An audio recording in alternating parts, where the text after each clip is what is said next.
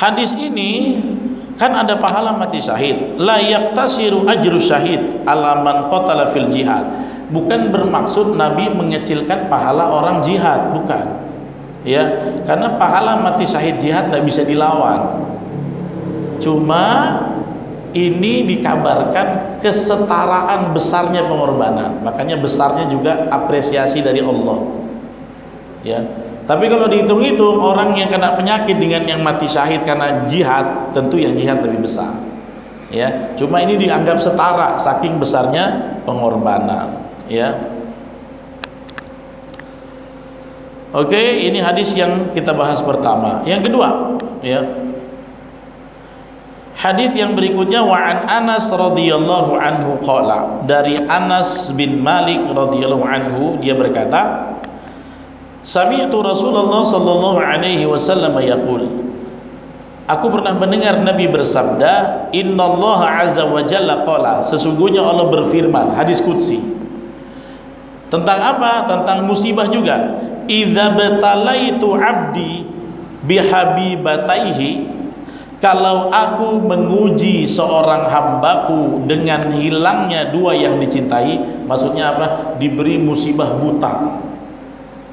Ya, fasabara, dan dia bersabar, awattuhu minhumal jannah, maka aku kembalikan tempatnya dia nanti setelah mati dengan sebab yang ku ambil dua itu, maka dia sabar, tempat kembalinya tidak ada lain kecuali surga. Ini bukan hadis Nabi lagi, hadis qudsi. Allah berfirman. Rupanya hadis tentang orang yang mengalami kebutaan juga sudah ada di dalam hadis, dan ini ya bisa diberikan jadi nasihat buat orang yang tadinya normal tapi kemudian usia berapa buta, kan ada, atau ada orang yang buta dari lahir. Intinya, kalau aku uji seorang hamba dengan dua nikmat mata yang tidak kuberikan, memang Allah nggak kasih, dicabut kenikmatan matanya. Fasobaro, tapi dia bersabar, maka nanti tempat kembalinya adalah surga, nggak ada tempat lain. Nah, ini hadis saya pernah ingat dari seorang anak kecil tinggal di Madinah, namanya Jihad Al-Maliki. Nanti Bapak Ibu buka di Google, di YouTube, namanya Jihad Al-Maliki, buta dia.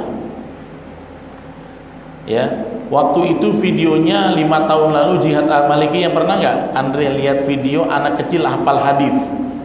Jihad Al-Maliki sekarang udah besar dia, dan dia hafal kurang lebih kalau nggak salah saya 800.000 hadis. Pada buta, pada hafiz Quran udahlah, hafal Quran udah 30 juz beres, hadis 800.000 Pak, buta. Nanti Bapak buka di Google pasti ketemu. Sekarang sudah agak remaja dia. Dia pernah diwawancara di Masjid Nabawi sama Syekh namanya Fahad Al-Kandiri. Ya. Terus ditanya, ya Jihad, ya, aina takhtar? Ya, lau anna Allaha turaddu alaika basarak. Ya. Au ma zilta ya mithla hadzal waqi' au kama qala, ya. Wahai Jihad, kamu mau pilih mana?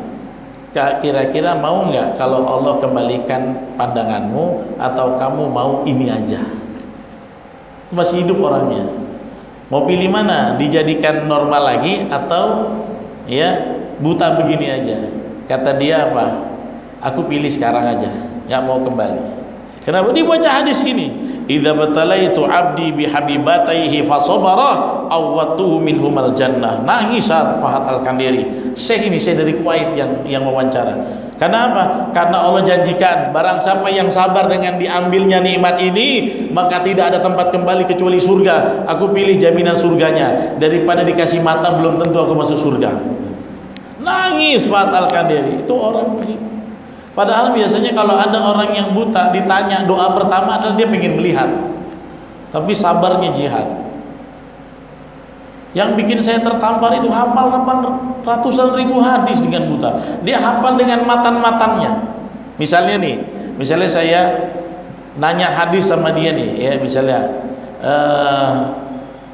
Likulli nabiyyin da'watun mustajabah. Hadis dari mana? Riwayat mana? Jalurnya mana? Dia bisa sebut semua nama-namanya tanpa melihat. Dia pakai braille. Hebat gitu. Nanti Bapak Ibu coba buka di YouTube Jihad Al-Maliki. Sampai sekarang udah jadi apa dia? Cita-citanya mau jadi imam besar. Ya, dia buta. Pernah diundang Hafiz Indonesia.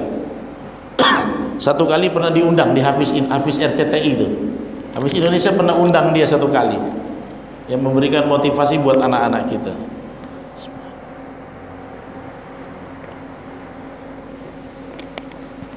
Ada pertanyaan, Pak?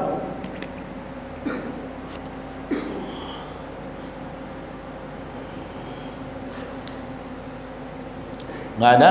Kalau ada pertanyaan silakan. Iya, Pak. Waalaikumsalam.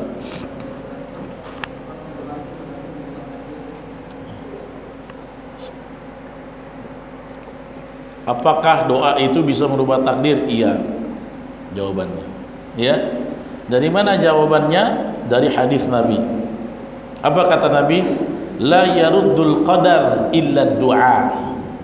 Tidak ada yang bisa merubah takdir kecuali doa. Ya, jadi doa seseorang itu bisa merubah takdir. Sebagaimana silaturahim bisa memanjangkan usia. Kan ada kan? Ya, man ahabba an yabsutallahu fi rizqihi wa an yunsa'alahu fi atharihi falyasil rahimahu. Barang siapa yang ingin diluaskan rizkinya, dipanjangkan umurnya, hendaknya dia jalin silaturahim. Pertanyaannya, gimana umur bisa panjang? Kan takdir umur udah ditetapkan. Gimana doa bisa merubah takdir? Kan takdir sudah ditentukan, ya. Maka ya, cara memahaminya adalah takdir itu ada pembagian. Ada yang namanya takdir am, takdir yang umum. Semua skenario harian, bulanan, tahunan, apa yang terjadi, daun yang jatuh itu termaktub di kitab namanya Fi Lauhim Mahfuz, nama kitabnya. Surat Al-Buruj ayat terakhir. Fi lauh, lauh itu artinya kayak papan. Mahfuz yang terpelihara, gak bakal bisa berubah. Ya, itu. Nah, bagaimana ada orang yang dia mau ketabrak takdirnya, terus dia berdoa. Kalau dia nggak doa, dia perjalanan ini kena tabrak mobil, tapi dia berdoa, tiba-tiba nggak jadi ketabrak. Rupanya doa itulah yang menyelamatkan dia dari tragedi tabrakan. Ya, terus gimana takdirnya bisa berubah?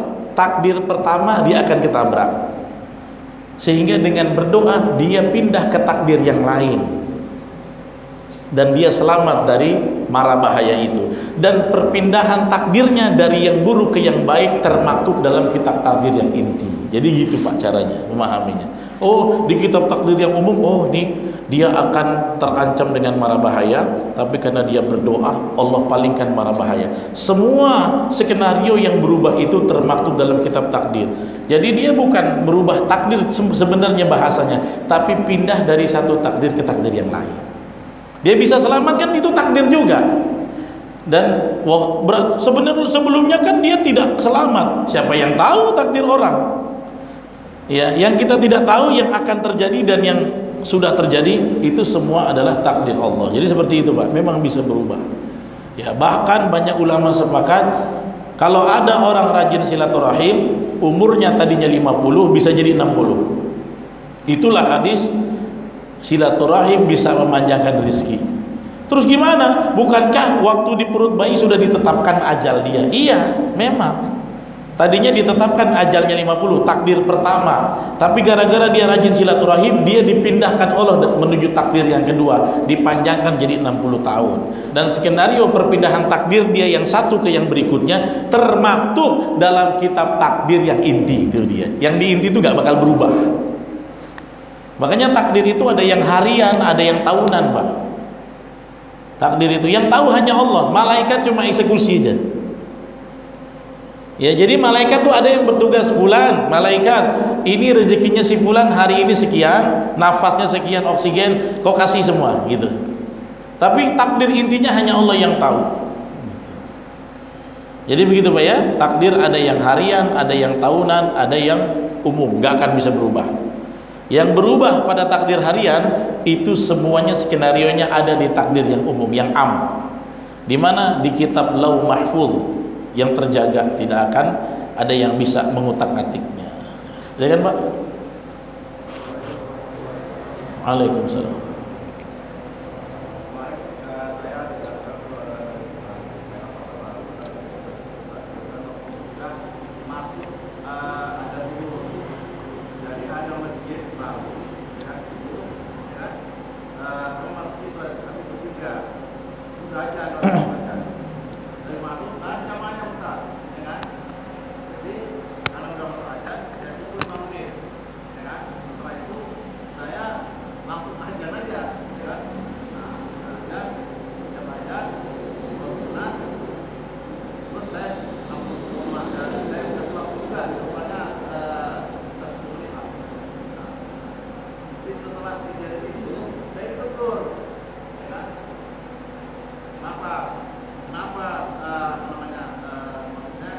Orang luar.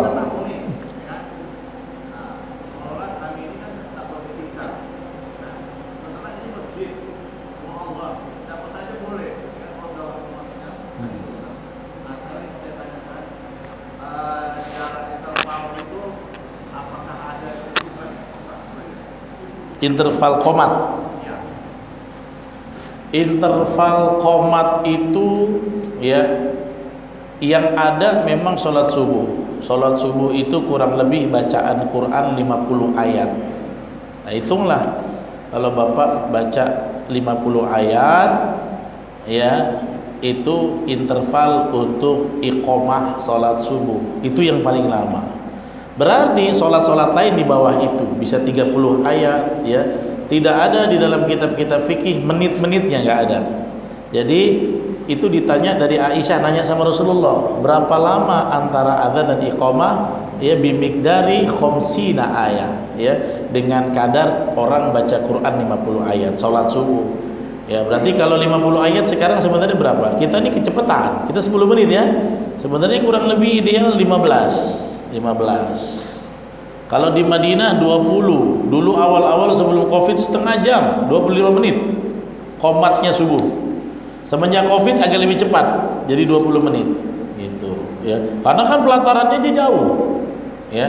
Nah, masjid-masjid di Indonesia banyak yang 10 menit itu sudah OTW dengan azan berkumandang. Jadi ketika Allah udah jalan 10 menit, ya. Sebaiknya memang bersih 15 menit. Nah, ya. Kalau di Madinah seperti itu. Jadi intervalnya kurang lebih begitu. Jadi kurang lebih ya idealnya sebenarnya 15 menit ya. Kalau di kita mungkin 10 menit gitu ya. Itu idealnya sudah pas. Dan memang ya harusnya yang nggak punya etika itu tuan rumah. Azan kayak dikumandangkan kok gitu ya kan. Yang harusnya malu ya awak lah gitu. Kami bantu awak nih gitu kan. Gitu. Jadi yang negur bapak orang situ. Yang negur bapak orang situnya. Waktu udah lewat.